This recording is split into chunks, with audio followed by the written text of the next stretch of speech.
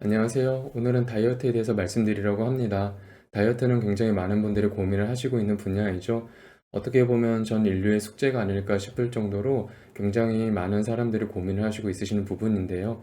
이 비만이라고 하는 것은 실제로 질병으로 분류가 되기도 합니다. 통증이라든가 당뇨라든가 여러 가지 증상들을 같이 유발할 수가 있기 때문에 물론 미용적인 부분에 있어서도 체중 감량은 필요하겠지만 치료를 위해서도 체중 감량이 꼭 필요한 경우들이 있습니다.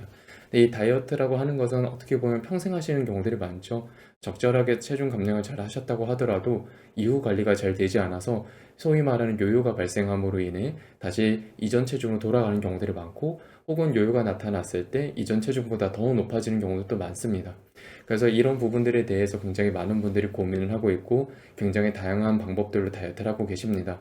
근데 우리가 만약 이 다이어트를 어떤 여러 가지 방법들을 활용해서 하신다고 하더라도 이 다이어트의 원리에 대해서 이해를 하고 계신다면 조금이라도 손쉽게 다이어트를 하실 수도 있기 때문에 오늘은 그 다이어트에 대해서 말씀을 드리려고 합니다. 다이어트는 그래서 호르몬과 관련 굉장히 밀접한 연관성이 있습니다. 우리 뇌와 위는 서로 호르몬을 통해서 신호를 주고받으면서 포만감과 배고픔을 느끼게 되는데요. 이제 식욕을 억제하는 호르몬이 분비가 되게 되면 아무래도 포만감을 느끼는 상태가 되게 되고, 또 포만감을 느끼게 되었을 땐 식욕을 억제하는 호르몬이 분비가 되기도 합니다. 또 식욕을 촉진하는 호르몬이 분비가 되면서 배고픔을 느끼기도 하죠. 이런 포만감과 배고픔이 서로 뇌와 위가 호르몬을 통해서 신호를 주고받게 되면 이것에 따라서 우리는 밥을 더 먹게 되고 혹은 적게 먹게 되고 이런 과정을 거치게 됩니다. 만약 우리가 배고픔을 느끼는 기준치와 포만감을 느끼는 기준치를 낮춰줄 수만 있다면 평상시보다 적게 먹더라도 충분하게 일상생활 하시는데 불편감이 없을 수가 있게 되기 때문에 실제로 다이어트를 하시는데 굉장히 큰 도움이 되실 수가 있겠죠. 우리가 다이어트를 할 때는 목표 체중을 설정하시는 것이 굉장히 중요합니다.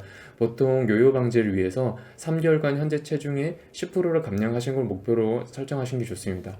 이 10%라고 하는 몸무게가 어떻게 보면 큰 몸무게가 아닌 것처럼 보이실 수도 있으시는데, 물론 이제 많은 노력을 통해서 그 이상을 감량하신 경우들도 있지만 결국에는 우리가 요요가 없이 적정한 체중을 계속 유지를 하시는 것이 더 중요하기 때문에 우선 3개월간 현재 체중의 10%를 감량하는 것을 목표를 세우시고, 적절하게 체중 감량을 하신 이후에 어느 정도 유지를 하시고 나서 다시 감량하신 거를 목표로 하신 게 좋습니다. 그래서 일반적으로는 요요가 없이 완벽하게 다이어트를 이제 졸업을 하신다고 표현하게 되는데, 다이어트를 완전히 끝내는 거를 목표로 하신다고 한다면 조금 더 시간이 걸린다고 하더라도 우선 3개월간 현재 체중 10%를 감량을 해주시고요. 그리고 3개월 동안 현재 감량된 체중을 유지를 한 번 더 해주시고, 만약에 이때 목표 체중에 도달하지 못했다면 추가로 3개월 동안 10%더 감량하시는 방식으로 다이어트를 하시는 걸 권장을 드립니다.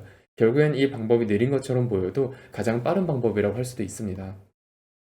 체중을 유지하는 것이 굉장히 중요합니다. 아무래도 우리 몸은 이전 상태로 돌아가려고 하는 성질이 있기 때문에 만약 체중이 늘어난 상태로 어느 정도 시간이 지나신 상태가 된다면 그 늘어난 체중을 우리는 현재 내 몸의 체중이라고 인지를 하게 되고 그 체중으로 돌아가려고 하게 됩니다. 반대로 우리가 체중을 감량을 하고 나서 어느 정도 체중을 유지해 줄 수만 있다면 나중에 혹시 야식 같은 것들을 먹거나 과식을 조금 한다고 하더라도 일시적으로 체중이 늘어났다가 체중을 감량했었던 이전 체중을 충분하게 돌아갈 수가 있습니다. 그래서 체중을 감량하는 것도 좋지만 3개월 이상 체중을 유지하신 것이 굉장히 중요하다고 보실 수가 있습니다. 또 우리 몸은 이제 외부의 자극에 대해서 적응을 하게 되는데요. 그래서 2주 단위로는 다이어트 한약에 어느 정도 몸이 적응을 하게 되기 때문에 최소한 2주에 한 번 정도는 다이어트 약제의 강도를 높이는 쪽으로 몸 관리가 필요하실 수도 있습니다. 운동에 적용을 하신다고 한다면 2주 단위로는 운동의 강도를 높여가시는 방식을 하시면 되시겠죠. 보통 이 2주 단위로 이 사이클이 돌아가다 보니까 홀수주, 첫째 주, 셋째 주, 다섯째 주 이렇게 홀수주 때는 조금 더 적극적인 다이어트를 하시는 게 좋습니다. 식이요법을 더 신경 써주신다든가 운동을 조금 더 열심히 해주신다든가, 한의원에서는 약의 강도를 높이게 되겠죠. 이렇게 홀수주 때는 조금 더 적극적인 체중 관리를 좀 해주시는 게 좋고, 평상시 식이요법을 하실 때는 평상시보다는 조금 더 식사를 덜 드시는 방식으로 절식을 해주시면 충분하게 다이어트에 도움이 되실 수도 있습니다. 짝소주 때는 또 너무 과도하게 음식을 적게 드신다든가 스트레스를 많이 받았을 때는 식욕이 올라온다든가 하는 부작용이 있을 수가 있기 때문에 짝소주는 살짝 풀어주시는 방법도 괜찮습니다. 물론 짝소주 때도 적절한 식이요법을 해주시면 더욱 효과적으로 체중 감량을 하실 수가 있겠죠. 근데 짝소주 때 적정한 식사를 드신다고 하셨을 때 누가 봐도 살찌는 고칼로리 음식들은 우선 피해 주시는 게 좋습니다. 이러한 과정을 2개월에서 3개월 정도 반복을 해주셨을 때 충분하게 체중을 감량하는 것을 목표로 해보실 수가 있습니다. 모든 다이어트의 핵심은 식이요법입니다. 물론 이제 한약 다이어트를 통해서 식욕을 저하를 시키거나 포만감을 빨리 느끼게 하면서 식사량을 좀 조절하실 수 있도록 도와드릴 수는 있지만, 다이어트 한약을 너무 믿으시면서 식사를 많이 드셔버리게 되면 다이어트에는 오히려 방해가 되실 수가 있습니다. 그래서 식사는 항상 일정한 시간에 일정한 양만큼 드시는 걸 목표로 해주시고요.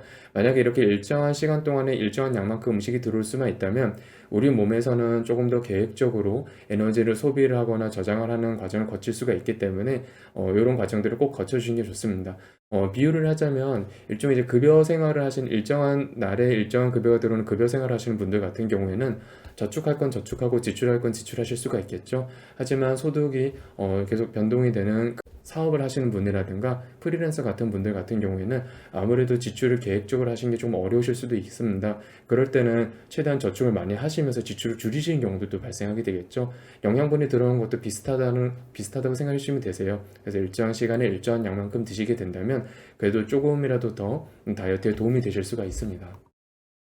운동을 하시면 당연히 도움이 됩니다. 대신에 이제 그 식이요법과 운동요법이 동반이 되면 다이어트에 굉장히 큰 도움이 될 수도 있지만, 운동을 하셨을 때 문제점은 좀 식욕이 올라올 수도 있어요. 그래서 만약에 운동을 하셨을 때 계속 무언가 좀 먹을 것이 생각이 난다라고 한다면 그때는 운동보다는 식이요법에 조금 더 중점을 두시는 게 좋습니다. 보통 그 한약으로 다이어트를 하실 때는 운동하는 시간이 부족해서 한약 다이어트를 하신 경우들이 많기 때문에 한약만으로도 충분하게 몸을 운동하는 상태로 만들면서 다이어트가 가능해서 별도로 운동을 추천드리지는 않습니다. 근데 만약에 하실 수만 있다면 식이요법을 잘 하실 수 있다는 전제하에 운동과 한약 다이어트를 같이 병행을 해주시면 좋겠죠. 운동을 꼭 하셔야 된다면 유산소 정도 가볍게 해주시는 게 좋습니다. 물론 강력한 이제 근력 운동, 그 엉덩이 근육이라든가 허리 근육이라든가 이제 큰 근육들을 위주로 해서 운동을 해주시면 에너지를 소비하는데 훨씬 더 큰 힘을 발휘할 수가 있기 때문에 다이어트는 더 도움이 되는데, 그랬다가 식욕이 올라오시는 경우들이 종종 있으세요. 그래서 가볍게 유산소 운동 정도 해주시는 것을 추천드리고 있습니다.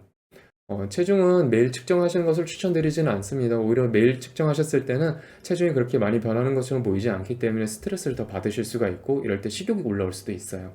보통 이제 다이어트를 한의원에서 진행을 하실 때는 일주일에 한 번 정도 인바디를 통해서 체중을 측정하시게 되시는데 그 정도면 충분합니다. 물론 체중 감량하시고 나서 나중에 유지를 하실 때는 그때는 매일 측정하시면서 체중이 잘 유지가 될 수 있도록 해주시는 게 좋겠죠. 한의원에서 이제 다이어트를 하실 때는 물론 이제 탕약, 알약 여러 가지 방법들을 활용해서 다이어트를 하시게 되시는데요. 거기에 이제 체중 감량에 도움이 될 수 있도록 약침이라고 하는 치료법이라든가 전기침, 또 이제 온열요법, 물리치료 같은 것들 하게 되죠. 또 메손요법 같은 것들을 통해서 부분 다이어트 치료까지 같이 병행을 해주시게 되시면 다이어트를 하시는데 조금 더 도움을 받으실 수가 있습니다. 이제 다이어트 같은 경우에는 워낙 여러 가지 방법들이 많이 알려져 있고 각각의 사람마다 본인에게 맞는 다이어트가 다릅니다. 또 기본적으로 아까 처음에 말씀드렸던 우선 식이요법, 일정한 시간에 일정한 양만큼 드시는 것을 꼭 지켜주시고, 가능하면 한번 다이어트를 하실 때는 2, 3개월 정도는 꾸준하게 다이어트를 하셔서 현재 체중의 10% 정도를 목표 체중 감량으로 해주시는 게 좋습니다. 그렇게 하시고 나서 꼭 3개월 정도는 유지를 꼭 해주시고요. 그런 과정을 통해서 다이어트를 해주시게 되시면 지금 하시는 다이어트 방법과 더불어서 함께 진행을 했을 때 이전보다는 그래도 조금은 더 효과를 보실 수도 있으시기 때문에 이런 부분들 이제 말씀을 드렸습니다. 저희 이제 유튜브를 계속 이제 운영을 하려고 하고 있고 좋은 콘텐츠를 계속 공유를 해드리려고 합니다. 그래서 좋아요, 댓글, 구독, 알림 같은 좀 해주시면 유튜브를 운영하는 데 도움이 될 수가 있습니다. 그래서 이런 부분들 꼭 부탁드리고요. 혹시 궁금하신 점 있으시면 댓글 남겨주시면 제가 이제 확인 가능할 때 확인하고 그쪽으로 이제 안내 드릴 수 있습니다. 물론 가끔씩 인터넷으로 이제 진료를 희망하시는 경우들도 있는데, 사실 엄밀히 이제 비대면 진료 같은 경우에는 아무래도 이제 이런 뭐 댓글 같은 것들을 통해서 진료를 하기보다는 사람에 따라서 몸 상태가 좀 다를 수도 있고 직접 대면 치료 혹은 최소한 전화 상담이라도 통해서 여러 가지를 좀 문의를 해드려야 될 수도 있기 때문에 기왕에 댓글로 진료를 희망하시기보다는 최소한 이제 전화 상담이라든가 아니면 대면 상담 같은 것들을 최대한 좀 활용해 주시는 것을 추천드립니다. 특히 다이어트 같은 경우에는 그 몸 상태에 따라서 해드려야 되는 부분들이 굉장히 좀 다양할 수가 있어서 가능하시면 이제 그런 부분 좀 지켜주시면 좋으실 것 같아요. 앞으로도 최대한 좋은 컨텐츠를 통해서 좋은 도움이 되실 수 있도록 최선을 다하겠습니다. 감사합니다.